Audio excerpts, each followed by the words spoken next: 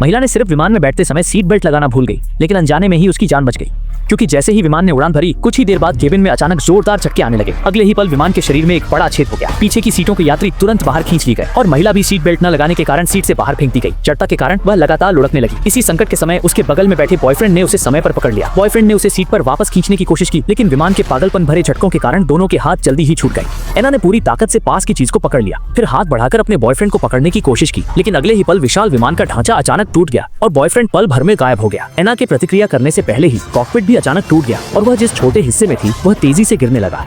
हालांकि उसने महसूस किया कि वह मुश्किल से बची है, लेकिन अन्ना हार मानने का इरादा नहीं रखती। वह आसपास की वस्तुओं को मजबूती से पकड़ लेती है, जितना संभव हो संतुलन बनाए रखने की कोशिश करती है। लेकिन अचानक एक और जोरदार झटका आता है। जब अन्ना को होश आता है तो वह पहले ही अपनी सीट पर वापस आ चुकी होती है। अन्ना ये देखकर जल्दी से अपनी सीट बेल्ट बांध लेती है। ये सब करने के बाद उसके पास केवल भाग्य पर निर्भर रहने के अलावा कोई विकल्प नहीं बचता।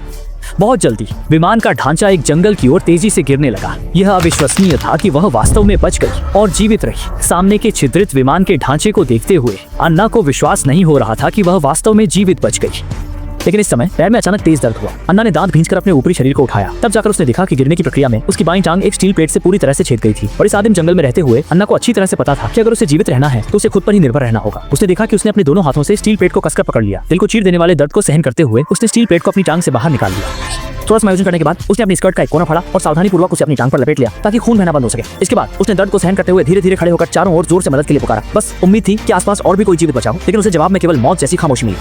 इस समय उसने ध्यान दिया कि पीछे की सीट पर एक और यात्री है। पहले उसने सोचा कि वह बस बेहोश है, लेकिन जब वह पास जाकर देखी तो पाया कि वह पहले से ही एक ठंडी लाश बन चुका था। इस समय अन्ना को गहरी असहायता महसूस हुई। उसने कभी नहीं सोचा था कि वह सिर्फ अपने बॉयफ्रेंड के साथ हनीमून मनाने जा रही थी, लेकिन इस तरह की विपत्ति का सामना करना पड़ा और थकी हुई अन्ना जल्द ही बेहोश हो गई।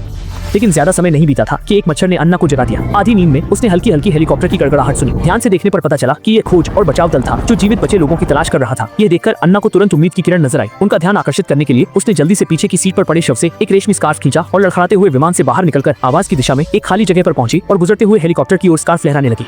हालांकि गैर जिम्मेदार पायलट केवल बातचीत में लगे रहे और नीचे की ओर ध्यान नहीं दिया, जिससे बचाव का एकमात्र सहारा ऐसे ही उड़ गया। यह देखकर अन्ना निराश होकर जमीन पर गिर पड़ी, लेकिन उसने हिम्मत नहीं हारी और विश्वास रखा कि खोज और बचाव दल उसे जरूर ढूंढ लेंगे। ये सोचकर अन्ना ने मलबे के पास लौटने का निर्णय लिया, लेकिन इस समय उसने भयभीत होकर देखा कि एक बाघ विमान के अंदर की लाशों को लगातार खा रहा है। अन्ना डर के मारे वहीं जड़वत खड़ी रह गई, सांस रोककर बिना कोई आवाज की।